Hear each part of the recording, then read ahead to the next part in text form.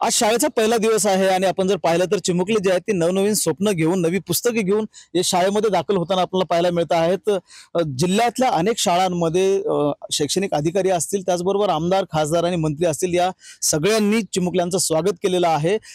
शहरातल्या शाळा ज्या आहेत त्या अधिक यश संपादन करतात किंवा विद्यार्थी घडवतात अशा प्रकारची धारणा जी आहे ती पालकांची असते आणि त्यामुळं लाखो रुपयांचा खर्च जो आहे तो पालक आपल्या विद्यार्थ्यांवर त्यांच्या कोचिंगवर करत असतात। मात्र ग्रामीण भागातल्या आश्रमशाळा असतील किंवा जिल्हा परिषदेच्या शाळा असतील, या काट टाकताना आपल्याला पाहायला मिळतात। लातूर जवळच्या महापूर इथली जी आश्रमशाळा आहे त्या आश्रमशाळेमध्ये आपण आहोत। या शाळेतल्या विद्यार्थ्यांनी चक्क देशातल्या म्हणजे देशातल्या रँकमध्ये नावलौकिक मिळालेला आहे।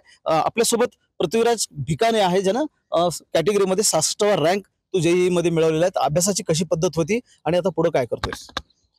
जेईई ॲडव्हान्स सारख्या टफ आणि कॉम्पिटेटिव्ह परीक्षेत जे सगळ्यात महत्त्वाचे मला वाटते ते आहे स्वतःचे हार्डवर्क आणि कन्सिस्टन्सी। आपल्याला स्वतःहून जे अभ्यास करतील आणि शिक्षकांवर जास्त निर्भर न राहता आपण जे स्वतःहून करताल ते जास्त कामाला येते। आणि पुढील मी आता IIT आणि नंतर प्रयत्न करणार की UPSC परीक्षेत मी उत्तीर्ण होणार।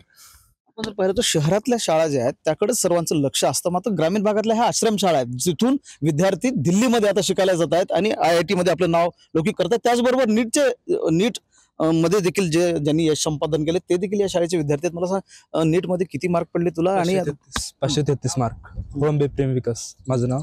मी 530 मार्क पडले। ह्या वर्षीचा पेपर थोडा हार्ड होता, तरी मी अभ्यास रोज करत होतो, म्हणजे कन्सिस्टन्सली अभ्यास केला मी।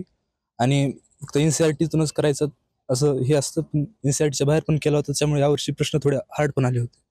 नीटचा पेपर यावर्षी अवघड गेला असे सगळ्यांचीच ओरड होती आणि तुला मग या परीक्षेमध्ये देखील यश चांगलं मिळालेलं आहे। माझे नाव कार्तिकेय कतुरे। मला नीट परीक्षेमध्ये 573 मार्क भेटलेले आहेत आणि नीट सारख्या परीक्षेला क्रॅक करण्यासाठी कन्सिस्टंटली अभ्यास करणे व दररोज आपला शेड्यूल फिक्स ठेवणे आणि लवकर माझं मत आहे की पहाटे अभ्यास केलेला कधीही चांगला असतो। आणि ह्या वर्षीचा पेपर जरी टफ आला तरी ते कन्सेप्ट जर क्लिअर असले विद्यार्थ्यांचे तर कसलेही प्रश्न सोडवता येतील असं मी सांगू। आश्रमशाळांवर नियंत्रण ठेवणारे समाज कल्याणचे अधिकारी देखील आपल्या सोबत आहेत। मला सांगा सर, लातूर जिल्ह्यामध्ये किती आश्रमशाळा आहेत आणि आता त्या शाळा ज्या आहेत त्या काट टाकताना आपण पाहतोय, म्हणजे कसा बदल होतोय हा? लातूर जिल्ह्यामध्ये एकूण इतर मागास बहुजन कल्याण विभागाअंतर्गत 76 शाळा आहेत।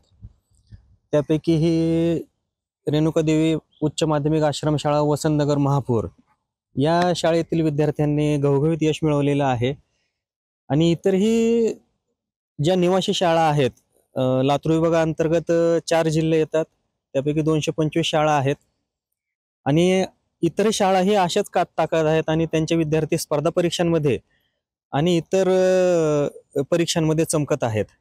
तरी ह्या शाळेचे खूप खूप अभिनंदन। यशवंत विद्यार्थ्यांचं कौतुकच केलं जातं आणि आपण जर लक्षात घेतलं तर आश्रमशाळेचे विद्यार्थी जे आहेत ते नीटमध्ये यश संपादन करतायत, जेईई मध्ये करतायत, त्याचबरोबर आर्किटेक्चर क्षेत्रामध्ये देखील यश संपादन करतायत।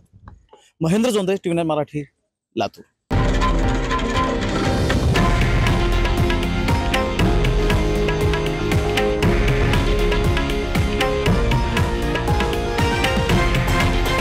हे आहे देशातील नंबर 1 न्यूज नेटवर्क आणि आपण पाहत आहात TV9 मराठी, एकमेव।